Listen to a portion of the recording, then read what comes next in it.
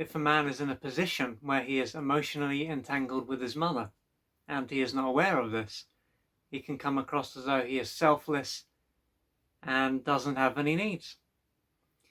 And so he will spend a lot of time being there for others, his mother in particular, but he won't spend much time being there for himself.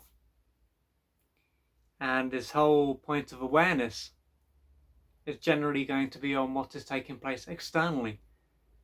And he won't have a great deal of insight, most likely, when it comes down to what is taking place within him. And through living this way, he can be used to receiving a lot of feedback from his mother and others. But although he will be receiving all this feedback, and he can therefore feel good about himself a lot of the time, he will still be neglecting himself. And so other people can describe him as I said, selfless and being easygoing and being only too happy to help others. This could come from his mother, his friends, his colleagues, and the people that he works with. But even though this will take place, he will still be treating himself badly. Because although he will appear to be kind to others, or to some people, if he was really being kind to them, he would also be kind to himself. And so the kindness that he displays to others is not going to be real. Deep down, he will have most likely a strong need for approval. And that's why he will behave in this way. That's why he will be so focused on others. And most likely this is something that will take place unconsciously, so he won't be aware of what is taking place. And a big part of what will allow him to do this without realizing it is that he will have a strong need to not only deceive others, but also to deceive himself.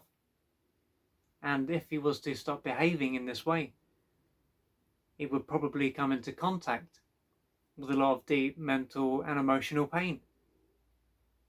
And so to keep this pain at bay, he will do what he can to be there for his mother in particular and other people. And if he is in a relationship, his partner could be very confused, because although he will be there for others, she will see that he is not there for himself, and he might not really be there for her either. And so the image that he will present to his mother and to the world will be very different, or can be very different, to what he is like at home. And as he has such a strong need to please others in order to avoid the pain that is inside him, if his partner was to bring this up, he could end up denying it. And again, this can be something that he is not even aware of, so he will be deceiving his partner. But he won't be consciously aware of the fact that he is doing this, because if he was, the defense that he has in place in this case and other defenses that prevent him from being able to face reality wouldn't work. And in order for him to face up to reality, to see what is going on, to see that he is neglecting himself and is doing everything he can to please others, his mother in particular, he may need to have a breakup or a breakdown, or to have some kind of illness, because this will be something that will shake him up and allow him to face what is going on. And the reason why he will have such a strong need to please others and to keep his pain at bay is most likely because of what took place during his early years. And this would have been a time when he is likely to have experienced a lot of deep pain, and his needs were probably not met, his developmental needs, so this would have stopped him from being able to grow and develop, from being able to develop a strong core. And at this stage of his life, his mother may have used him to meet some of her adult and unmet childhood needs.